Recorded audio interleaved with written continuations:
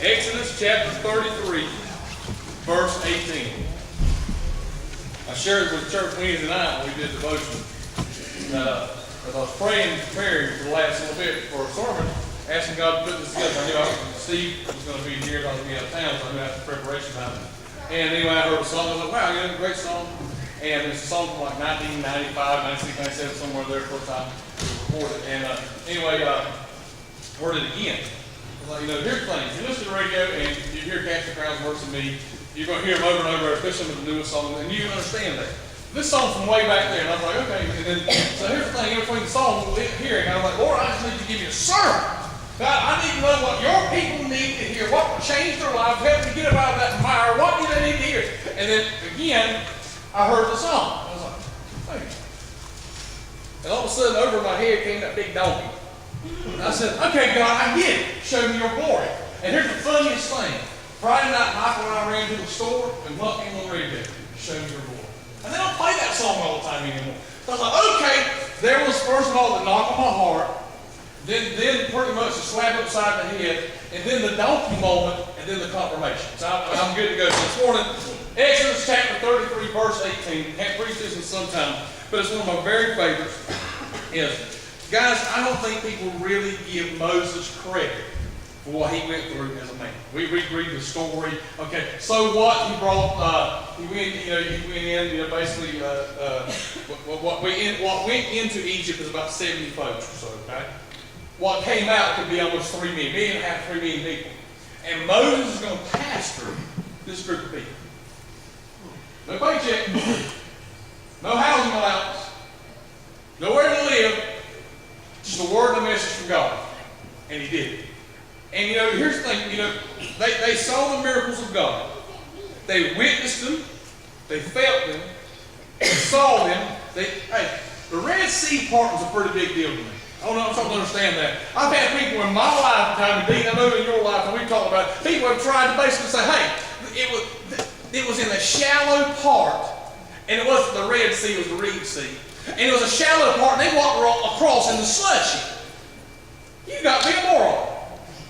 You got to be a moron. You understand how wide a path you got to have to get 3 million people through? The Reed Sea won't hold, Red Sea will hold it. So that just showed that was negative. Number two, if the Bible said it was dry ground, it was a dust storm when they walked on it in Jesus' name. It wasn't mushy, and it was just like dry desert sand. And guys, when you looked up, there was a wall of water. I want y'all to know if I was there at that moment and witnessed it, it would have changed me forever, and I would have never, ever murmured again. And they still remember. I have this church member today. Remember. I'm not happy.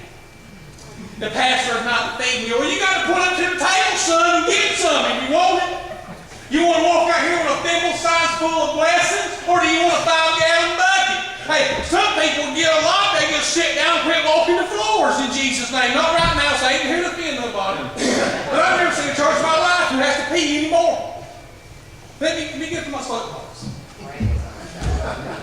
Jason Martin, I've never seen so many people, I'm not mean you talking in the truck. I've never seen so many people who can't sit down for 45 minutes to preach and sing in my life.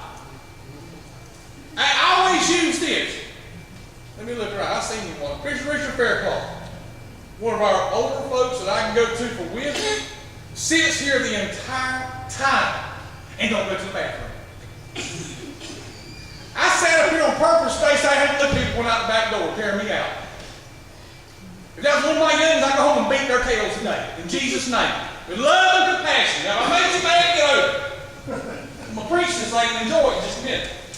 But there's a time and place. Dave, you understand what I'm saying? Hey, how many times you got to pull doors open, Josh? So I'm telling you what, I promised this 3 years ago.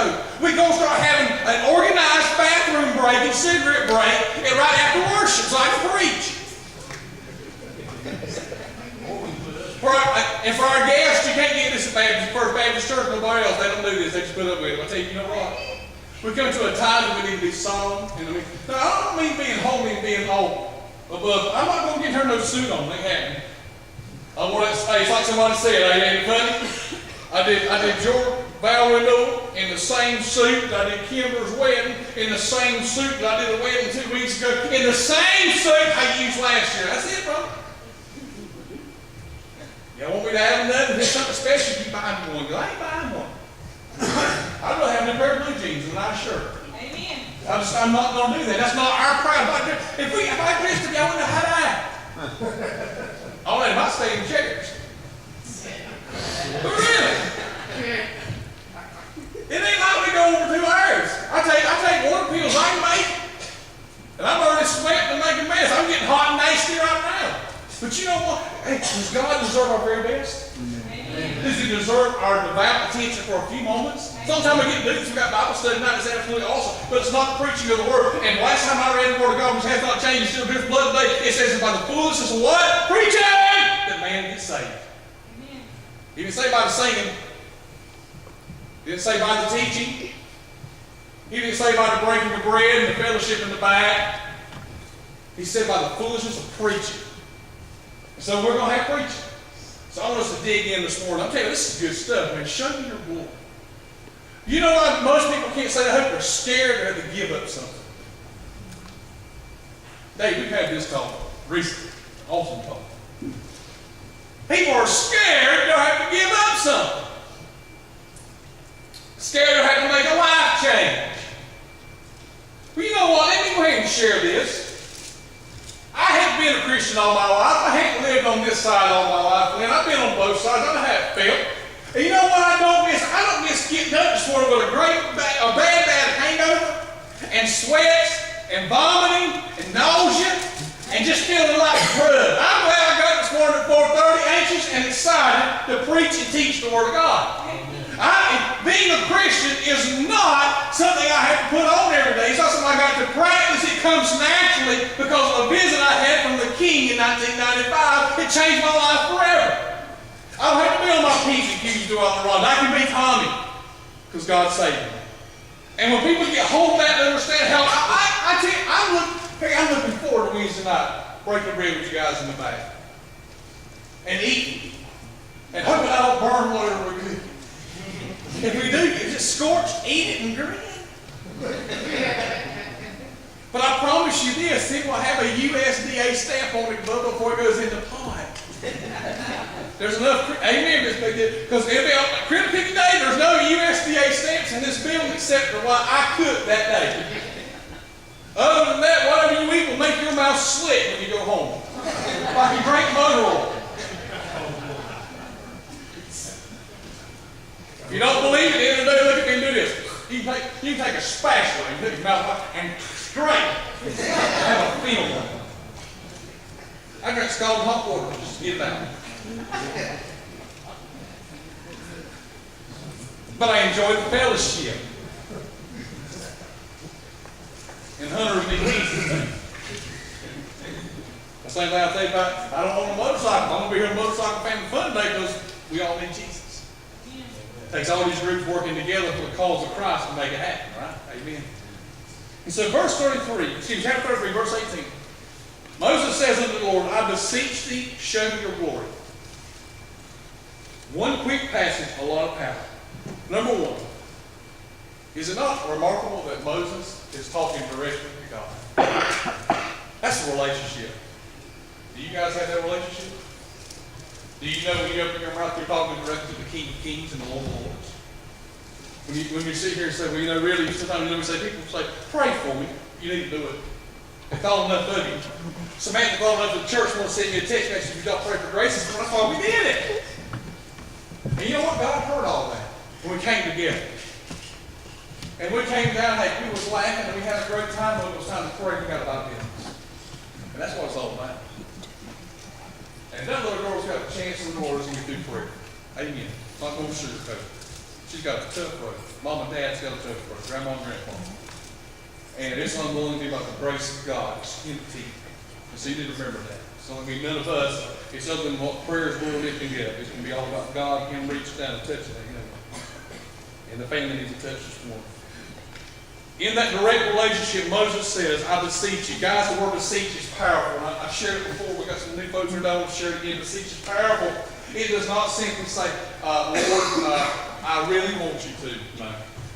By the way, so that you know, if you take a translation, there is not a single word in the English language that directly translates to beseech. We don't have a word. That's always good to me to know that word does not exist. Now we can say, I beseech. Don't mean anything. But for the original word we brought over from the seeds, if you take the original word, it means to beg in such a way as a mother would for a dying child. There is no greater love than a mother has for a child that you and I, we can't experience that. Right? We love our children, but the child won't, you know what I'm saying? There's a direct correlation. There's 9 months of all this inside. And when, as close as I love Cameron and love Bailey and love Jesse, there's a love that exists between them and the mama that I don't have. But you know, I die for, again, I die for the ones in this room right now. But the thing is, I don't have that. And I've seen my wife crying over our children, like when Bailey was in USC, Jesse in USC, Cameron was sick a lot, and I've seen a heartbroken home. I've seen my wife climb up in those cribs in the hospital and hold guns, okay? So she could be right there, because something about a mother's touch to a child. It means something that has a lot of value and a lot of power. And the way my wife would cry out and pray, and how I prayed, and God, I mean, here's the thing. I had found out in my life when I prayed for my children, it went a whole lot further than the doctors and medicine did. I mean that. And I'm not some kind of Jesus freak or quack. I'm telling you, I know for a fact that the power of prayer overcomes all things. You got to give it a chance. You got to believe. Now, if you pray a prayer and you're like, you know, you're just like, Lord, if you could, you're wasting time. But Hebrews says, how do I go to the throne of grace?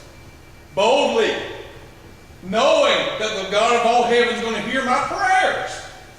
Because here's the thing, God already knew I was coming down. So I talked about it the other night when I spoke in Jeremiah. God already knows what my needs and my wants are, but He wants to hear me say it.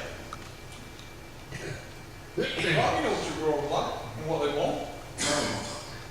I remember as the boys were playing football and stuff, it was exciting. I remember when Jesse first started playing soccer. And, you know, he didn't play football with all the spleen, so we had to put him in soccer, and he was enjoying it. He enjoyed it pretty much until about 15 had the youngest side. All started kicking at one time, kicking the ball real hard, and he took like 2 to the shin bones. And he tried to look at me and he said, I'm done. Well, to the sideline, not build the game.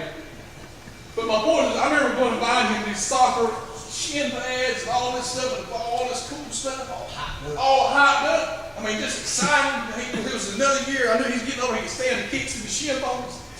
I was excited, happy. You know, and he was all tickling and saying. And then I don't know whether he decided that he wasn't going to work out the shin, so he fell out the swing and broke his wrist on purpose. Hey, so you remember that? You drove up. Him getting up and y'all were laughing. You saw, hey! He was like, oh! Bone thing up over here. Didn't come out, just poked up a little bit. Dang, I'll give her that stuff. Mama needs you. Go show that love she's got for you right now. I'm up here praying, son. I need to see it. In Jesus' name. Give them traveling mercies to the emergency room. I got to take care of our guests. That phone signal stuff just gets me every time. But the thing was, when we were looking at that, Jesse's like, Dad, I need some shin guard covers. I can stand getting keyed. I need a new cleats. And Ronnie felt awesome to go buy all that stuff. He never got to use it, though. It was still awesome because he was excited to look at it. You know, he's a little fella, you know, Jesse always had this great big cowl leg, and he was like, Dad, I'm going to get it done. And then bam, hits the dirt done. My point is all this, guys, that I knew he needed it. But the appreciation in his eyes, the fact he could mention to begin with, meant a lot to me. God's the same way with us. God knew what Moses. Let me tell you something. I can tell you as a pastor, this is a rough road. You don't be waking up and say, I'm going to be a pastor someday. Doesn't happen. If you do, they make medicine for it. Something's wrong. You don't wake up and say, I want to be a pastor. I want to be on call 24 hours a day and do these things. And blah, blah. But you know what? If God calls you to be a pastor, He equips you with all the other stuff. Hey, doesn't matter. The other thing is this morning, you guys know what it meant for me a while ago to pray. And I know Shelby said she wanted me to hold her. I got to hold her and pray. Do you know what it meant for me this morning when they came in to Sophia and started screaming, Tommy! Running across the back. You can't put dollar bills on that. And these little youngins come out and kick you some Sundays. When I talk about them getting up and walking up down the aisles. You can't, little kids, you can't. Just love them. Just love them. But you know what? They'll see a pastor that when they get to the years of being teenagers, they'll talk with them, won't judge them. If they call them in the middle of the night, you go to them. And we won't question and talk about it then, but we will tomorrow. Got to have this kind of people in your life. I'm glad I've had plenty of them in my life. Thank you, Ron. Your family's been there for my bunch. And others as well. So Moses gets to the point he's broken. He's been through a lot. If you go back through, Moses has led the people. I didn't want to read all this stuff. He's brought them from the Red Sea. He brought them from seeing the firstborn die of the Pharaohs and the people in Egypt. Brought them over here, got the Red Sea part, came over to them burned, seen people get swallowed up, with all these things, went away, spent time to get a talent and have a moment with God. He comes back and they build a calf. He's been through that, the brokenness of that. And a lot of people read right over this thing. Y'all know what Moses told God? Moses basically, first of all, God told Moses, "Why don't you go over here and I'll wipe them out." I put this North Carolina, I'll wipe them out, and we'll get a new race that started that will appreciate you as my man and will love me as their God. And you know what Moses said? God, will you just kill me instead? Now, you can say, I'll die for me, don't you? And I'll die for people who love you. It's hard to say you die for somebody who hates you. And here's the bad talks about your murmurs and blah, blah, blah, and all those kind of things. And Moses said, Lord, if you would just smite me, remove my name. They said, remove my name for the names that were written. Blot me out. And God said, no, I'm not doing it. So Moses was tired as a pastor. And as pastors, as teachers, as worship leaders, you've got to have a time that you get renewed. And so what happened is God knew that Moses needed to renew him. You know, hey, Lynn, I don't know if you thought about that. Did God say, hey, Moses, real quick, I'm not going to read all this, I don't have time. Did he say, Moses, hold right here, and I'm going to go to this mountain, and I'm going to make a cleft in this mountain so that I can put you in? Did he say that? No, he did not. Before the foundation of the world, God made a cleft in the mountain for Moses to be placed into so that he could show him his glory, because he already knew this man needed it. Now here's the thing. Whether or not he was going to do it was up to Moses to ask him. And so this morning, guys, I'm not going to go into the New Testament and preach, but do you know a lot of people don't have because they never asked for it? Well, God knows my needs. Amen. But did you talk to him about it? Fine line of wants and needs. There's a whole lot of treasures in heaven right there about to fall out the windows this morning and can't because you won't ask him for it. It's like the whole thing about seeking. I still make my wife as mad as I can possibly. She'll say, did you see my hairbrush? Check the microwave.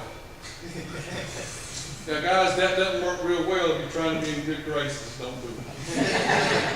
Check the refrigerator. So I'm like, well, really, you got baby's room. It's probably her room, Jesse's room. Not so much Jesse, but baby. I can't find my hairspray. Guess what? It's not on my side. My hair's kinky up this morning, you know? And so, you know, we go through these things, and I'm like, baby, Chris, you know what? And then most time when I go, hairbrush, I go, open the drawer, pick it up. Seek. Then we had a seeking conversation yesterday. That was fun, by the way. Dean's looking for the canisters to put the big coffee in. He's like, I don't see them, Bubba. I opened them, I'll move them. There they are. And we had that experience together as two brothers. And I said, Dean, so I got seeking. He said, yeah, brother, I seeked and I missed it. But this one, it was good. Dean, I'm like, make fun of me when you get a chance. He said, brother, I'm going to run and get some bowls. I said, didn't we move bowls to get them things out the back? And they were there. It was awesome. Now, I make fun of that because I bless God. Dean was out here all day long in the cold with these folks to get these permits yesterday. And it warms my heart. We got men who love people enough to do that.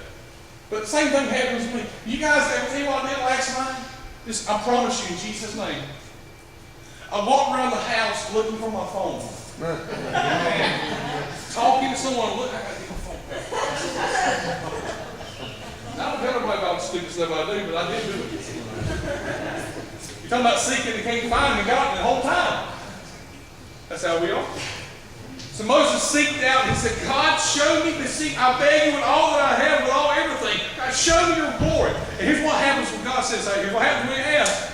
And God says, I will make all my goodness pass before you. And I will proclaim, which means I will glorify the Lord before you. Here's part a lot of people can't get hold of. It is what it is. And I will be gracious to whom I will be gracious. And I will show mercy on whom I will show mercy. Do you think in this situation that God would have shown his glory to those who made the calf recently? What if they said, please, Lord, forgive me? That was special. It didn't make them any less in a relationship than Moses was. But Moses was the next step.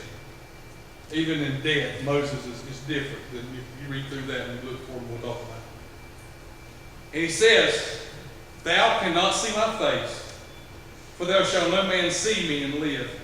And the Lord said, behold, there is a place by me, and thou shalt stand upon a rock. And it shall come to pass while my glory passes by, that I will put thee in a cleft of the rock, and I will cover you with my hand while I pass by. And I will take away my hand, and you shall see my back parts, but my face shall not be seen. You guys, I don't know if you can read the rest of the story. But you know, Moses came off, people were scared of him because he glowed. He had a glow about him. Y'all know that if you're a child of God, you're different. People know it. You be about God's business, you see it. Yeah, always be different. Being a crowd of people is different. How you treat people is different. When I go to a table to eat at a restaurant, I talk to my waitress or waiter on the same level. Twofold: respect, and they can speak your food. Yeah. Treat people wrong. Everybody ain't a Christian. Amen. And some people still eye for eye and amen. Eye for eye Christian, that's the toughness. I know I'm a child of the King. I love the Lord, but I'll lick Don Hackthorne's glass in a heartbeat and get even with him. He's looking at me. You ain't been mean to me. He gets a quick lesson. Then I ask him to forgive me, and we just agree. And I don't do as much as I tell him I do. I just do it to be mean. I say, Don, you bring that glass up. He'll pour it out. Yeah. We're in a restaurant. Can you give me that glass of water? Hey, it's all right. Have a good time. God said, Moses, come right over here. In front of the nation of the world, I'll put a cleft of the rock. I want you to stand. You can't see this side of me, but you can see my backside. And guys, here's where we're at. If seeing the backside of God did that for Moses, what would happen if we would see the front? There's a reason it was the backside. The front side is Jesus. Front side. You guys know that if John had not been in a state of being in spirit and drawn up, that when he saw Christ in the book of Revelation, he boom, fell. And what Daniel saw, boom, fell as dead. Y'all notice everybody got close to the epiphany of God, you know what I'm saying? Boom, fell as dead. That's what happens when you get in the very presence of God. Because these fleshly bodies can't handle it. You know, we joke and stuff, and some people understand when somebody has it expelled, gets happy in the Lord, it's real. But people fake it. I've seen people fake it, I've seen it be real. I've seen people get down here and start barking like dogs. He says, hey, preacher, I'm letting you know that ain't in the book. If somebody gets happy and starts running, I ain't got a problem. Just I'll back up, you run into me, if it's of God, I won't get hurt. Woman falls out, she got a frock on, if it's of God, the frock won't go up and stay down. There's just little things to it. If you fall out, you fall out face forward, not backwards, because every time in the book, when they fell forward. When God started casting out Satan, he fell backwards. So remember that. Remember which way did Goliath fall? Let's think about it. Yes, you got to sing this one.